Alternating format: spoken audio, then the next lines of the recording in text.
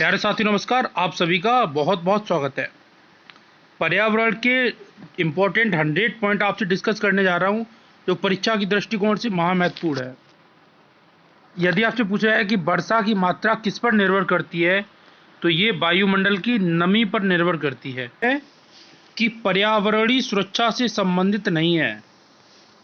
तो गरीबी कम करने का पर्यावरण से कोई संबंध नहीं है। अगला आपसे पूछा जाए कि भारत में पर्यावरण संरक्षण अधिनियम कब पारित हुआ, तो ये वर्ष 1986 में पारित हुआ। तो 1986 का अधिनियम बहुत महत्वपूर्ण है। कि स्टॉकहोम सम्मेलन कब हुआ, तो 1972 में हुआ। नीरी राष्ट्रीय पर्यावरण अभियांत्रिकी शोध संस्थान का मुख्यालय कहाँ है, तो ये नागपुर में है। नीरी बहुत महत्वपूर्ण है आपके लिए।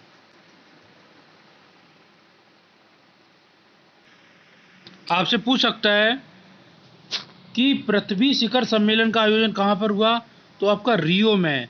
रियो ठीक आंसर है। एक ये प्रश्न बहुत पूछा जाता है, वायु क्या है, तो यार वायु एक मिश्रण है। किस किस का मिश्रण है, तो nitrogen 78%, oxygen 21, argon, carbon dioxide, ये इत्यादि जो गैसें हैं, इन सभी का मिश्रण ही आपका वायु है। कार्बन के आपसे दो रूप पूछे जाएंगे, तो ग्रेफाइट और हीरा दोनों ही कार्बन के अपरूपक हैं। एक और पूछा जाता है कि पृथ्वी के कार्बन चक्र में कार्बन डाइऑक्साइड की मात्रा को नहीं बढ़ाता। याद रखना, प्रकाश संश्लेषण की क्रिया में कार्बन डाइऑक्साइड की मात्रा बढ़ती नहीं है। यूएनईपी की फुल फॉर्म बहुत पूछेगा, तो यूनाइटेड नेशन एनवायरनमेंट प्रोग्राम है और इसकी स्थापना 1972 हुई और नैरोबी केन्या में इसका मुख्यालय है। यूएनईपी का बहुत बहुत महत्वपूर्ण है आपके लिए। पूछ लेता इको मार्क क्या है। इको मार्क, तो याद रखना, इको मार्क उन भारतीय उत्पादों को दिया जाता है जो पर्यावरण के प्रति मैत्रीपूर्ण हैं, अर्थात जो रिसाइकिल और रीयूज इन तीनों में जो खरे उतरते हैं, उन्हीं को इको मार्क दिया जाता है। फैक्ट है आपके लिए, हरित क्रांति, ग्रीन हाउस फार्मिंग, तो याद रखना इसका प्रारंभ तो पंजाब में हुआ है। पर्यावरण संरक्षण के लिए ग्रीन आर्मी को किसने प्रारंभ किया, तो ऑस्ट्रेलिया बिल्कुल ठीक आंसर हो जाएगा यहाँ पे, ऑस्ट्रेलिया। ये पर्यावरण की फैक्ट थी। अब यहाँ से पारिस्थितिकी के फैक्ट देखते हैं। 10% का नियम किससे है, तो हम सभी जानते हैं लिंडमान ने 10% का नियम दिया, बताया कि एक स्तर से दूसरे स्तर तक केवल 10% ऊर्जा ही पहुँचती है। अगला पूछिए, स्वपोषी किन्हें बोलते हैं, तो स्वपोषी को हम लोग उत्पादक भी बोलते हैं, अर्थात हरे पौधे, एल्गी, बैक्टीरिया, ये सभी स्वपोषी हैं। परपोषी जो अपने भोजन के लिए दूसरों पर निर्भर करते हैं, इन्हें हम लोग उपभोक्ता के नाम से भी जाना जाता है। एक व्यक्ति हैं अर्नेस्ट हैकल, इन्होंने पारिस्थितिकी शब्द दिया अर्थात इकोलॉजी, और इकोसिस्टम एजी ट्रांसलेशन दिया है पारिस्थितिकी तंत्र। दोनों ही फैक्ट ये देखिए दे रखा है। पारिस्थितिकी तंत्र किसने दिया, इकोसिस्टम, तो वर्ष 1935 में एजी ट्रांसलेशन है। जो सिस्टम है, सिस्टम में आग लग गई, एजी यानी कि आग लग गई है।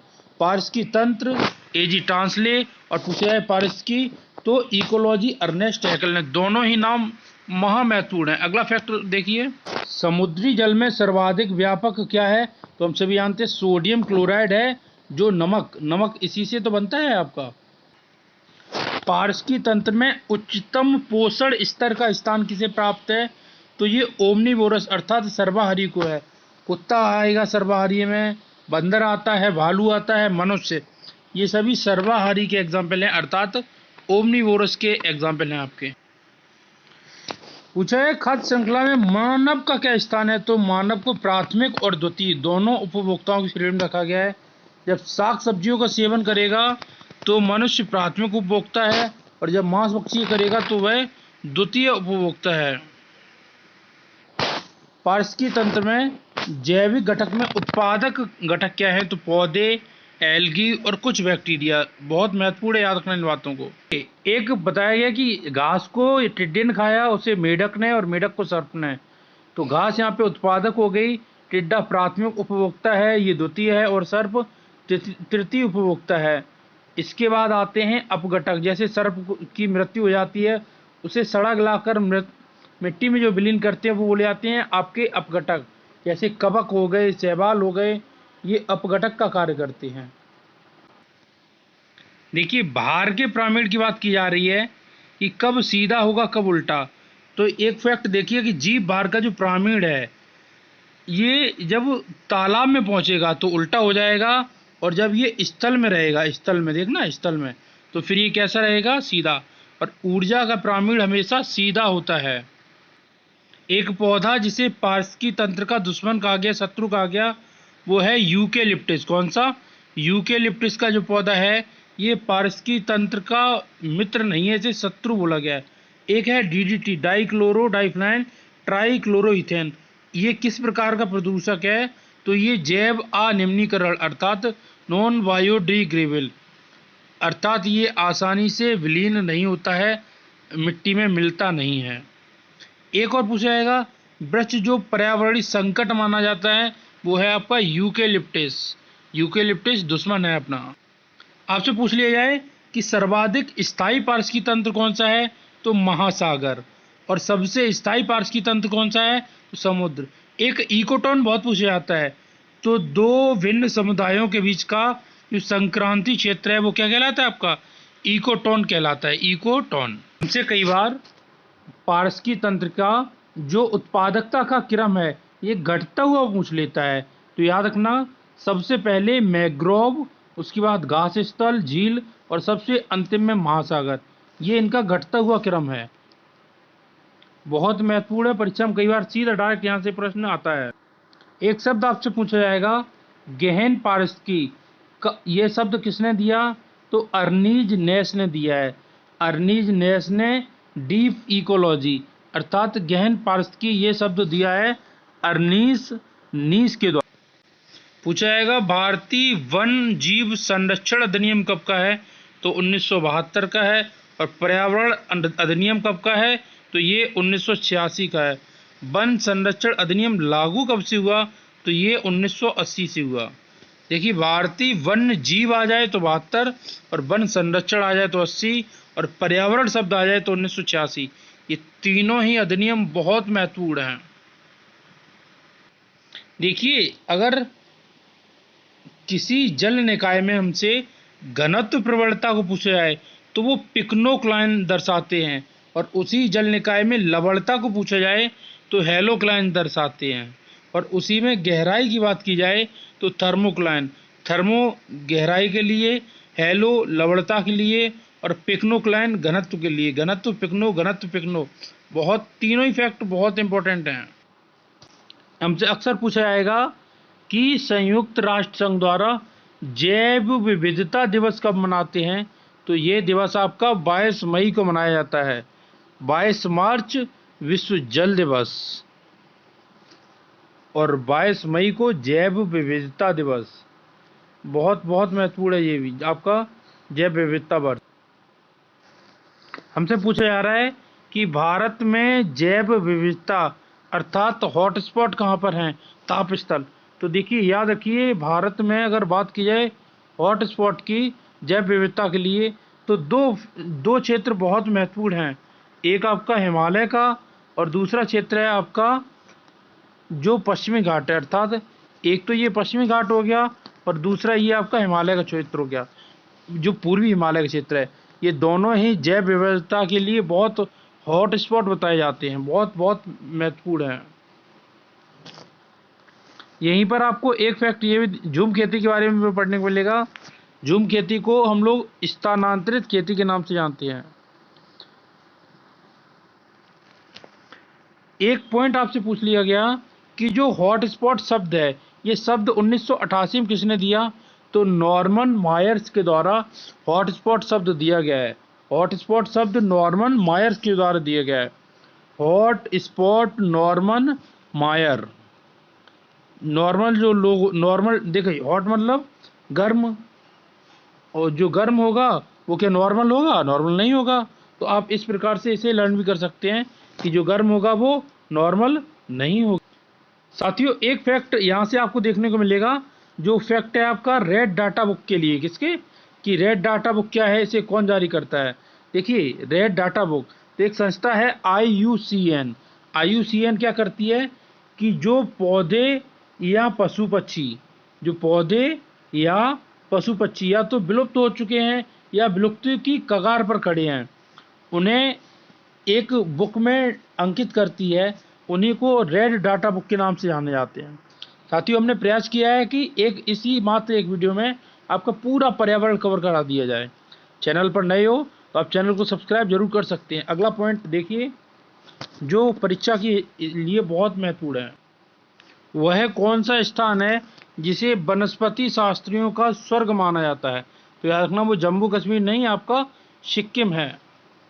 सिक्किम 1975 में भारत का अंग बन गया था और इसे वनस्पति शास्त्रियों का स्वर्ग माना जाता है। अर्थात ऐसी ऐसी जड़ी बूटियां यहाँ मिलती हैं जो हम लोगों के बहुत काम आती हैं।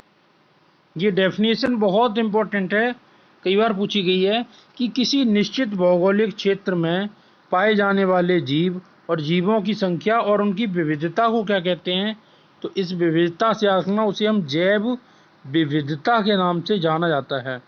एक और पूछा जाता है शांत घाटी के ऊपर, कि जो शांत घाटी है कश्मीर में, या सुरमा घाटी है, या फूलों की घाटी है, इनमें सर्वाधिक जैव विविधता पाई जाती है किसमें? तो याद रखना, शांत घाटी में। और ये शांत घाटी आपकी है, ये केरल में है। इसी को साइलेंट वैली के नाम से भी जाना जाता है। जबकि जो फूलों की घाटी है, ये आपकी उत्तराखंड राज्य में है। शांत घाटी केरल में और फूलों की घाटी आपकी उत्तराखंड में। चमोली उत्तराखंड नाम बहुत सुना होगा आपने। एक पॉइंट हमसे बहुत ज़्यादा पूछा जाता है कि वो जगह कौन सी हैं जहाँ पर आपकी प्रवाल भित्तियाँ देखने को मिलती हैं? तो अंडमान निकोबार, कच्छ की खाड़ी और मन्नार की खाड़ी, इन तीनों ही जगह पर हमें सर्वाधिक प्रवाल भित्तियाँ भारत में देखने को मिलती हैं। और एक पूछा जाएगा, एक शब्द है बायोडाइवर्सिटी, अर्थात जैव विविधता। ये शब्द किसने दिया? तो ये तो वॉल्टर जी रोसन ने दिया। देखिए, बायोडाइवर्सिटी, डाइवर्सिटी से हम लोग क्या हो जाएंगे? रोशन हो जाएंगे। अगर डाइवर्सिटी मिल जाए तो हमारा सबका नाम क्या हो जाएगा? रोशन हो जाएगा। ये 5 शब्द हैं, बहुत पूछे जाते हैं एग्जाम में। अगला फैक्ट आपको देखने को मिल जाएगा।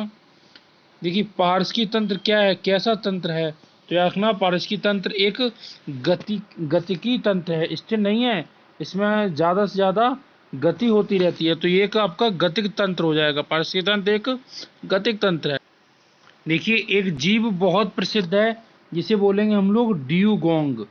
ड्यूगोंग के बारे में पढ़िए। यह एक समुद्री स्तनधारी है और घास खाने की इसकी आदत के कारण इसे समुद्री गाय भी बोला जाता है।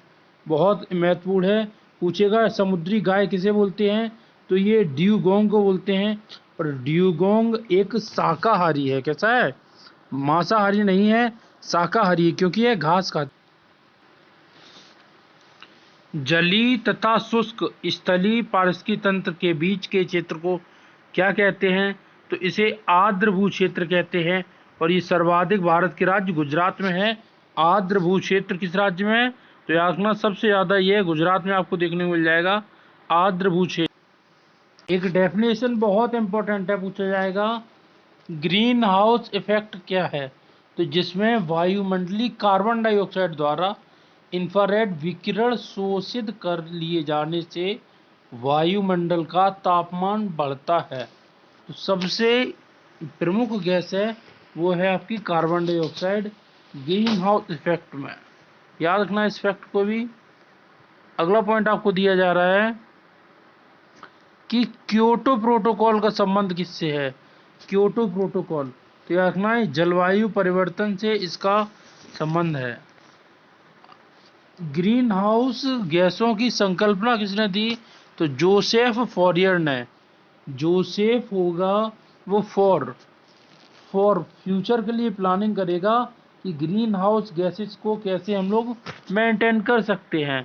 तो जोसेफ फॉरियर ने ग्रीन हाउस गैसों के बारे में हमें संकल्पना दी है कि एक गैस है जो धरती पर जीवन के लिए लाभदायक भी है और हानिकारक भी। तो याद रखना, वो है आपकी कार्बन डाइऑक्साइड, CO2। और वह देश जिसे दुनिया ने कार्बन निगेटिव देश के रूप में माना है वो है आपका भूटान। कार्बन निगेटिव देश कौन सा है? तो ये आपका भूटान है। कुछ फैक्ट हैं आपके मीथेन के ऊपर। CH4 अर्थात मीथेन के ऊपर। देखिए, मीथेन आपके धान के खेत से, कोयले की खान से, पालतू पशुओं से और आर्द्र भूमि से, इन सभी से मिलता है। इसके प्राकृतिक स्रोत हैं आर्द्र भूमि, समुद्र और हाइड्रेट। एक और पूछा जा सकता है मीथेन को क्या कहते हैं, तो इसे हम लोग मार्स गैस के नाम से भी जानते हैं। ये फैक्ट आपके मीथेन के लिए बहुत महत्वपूर्ण है। हमसे पूछ सकता है कि CDM क्या है। CDM तो इसे क्लीन डेवलपमेंट मैकेनिज्म बोलते हैं, अर्थात जो ग्रीन हाउस गैसेस हैं उन्हें नियंत्रित करने की एक प्रणाली है। CDM क्या है? ग्रीन हाउस गैसेस का जो इफेक्ट है उसे नियंत्रित करने की एक प्रणाली है। ओजोन परत, तो याद रखना, देखिए ये स्ट्रेटोस्फीयर में पाई जाती है और पृथ्वी से करीब 20 किलोमीटर की ऊंचाई पर है, और इसे सबसे ज़्यादा नुकसान CFC से है, क्लोरोफ्लोरोकार्बन से इसे सबसे ज़्यादा नुकसान देखने को मिल रहा है। और ये क्या करती है? सूर्य से आने वाली पराबैंगनी किरणों को पृथ्वी पर आने नहीं देती। तो ये कुछ फैक्ट थे ओजोन के ऊपर, और ओजोन दिवस 16 सितंबर को मनाया जाता है। और तो इसमें कुछ दिख नहीं रहा है, बस ये कुछ महत्वपूर्ण फैक्ट हैं आपके। ओजोन परत की मोटाई मौसम के हिसाब से बदलती रहती है। बसंत ऋतु में सबसे ज़्यादा और वर्षा ऋतु में सबसे कम। ओजोन परत को मापते किस में है? तो ओजोन परत को मापने की इकाई है वो है आपकी डॉप्सन। डॉप्सन इकाई से ओजोन परत को मापा जाता है। पूछा जा रहा है कि फ्रिज में कौन सी गैस है, तो मेफ्रॉन है। और प्रशीतक के रूप में कौन सी गैस प्रयुक्त की जाती है, तो अमोनिया, अर्थात बर्फ बनाने के लिए अमोनिया गैस का प्रयोग किया जाता है। ओजोन का फॉर्मूला होता है आपका O3। साथियों, हमने प्रयास किया कि मात्र 20 मिनट में आपको संपूर्ण पर्यावरण का रिवीजन कराया जाए। यदि क्लास पसंद आई हो तो वीडियो को एक लाइक जरूर कीजिए, और अपनी कीमती राय आप कमेंट बॉक्स में जरूर भेज सकते हैं। आपने अपना कीमती राय अपने कमेंट के माध्यम से आप जरूर भेजिए। और इस वीडियो की PDF पाते रहने के लिए नेक्स्ट गोल एग्जाम स्टडी नाम का टेलीग्राम चैनल आप जरूर ज्वाइन कीजिएगा। पूरी PDF आपको निःशुल्क विधिवत तरीके से मिल जाएगी। कीमती समय दिया इसके लिए बहुत बहुत धन्यवाद।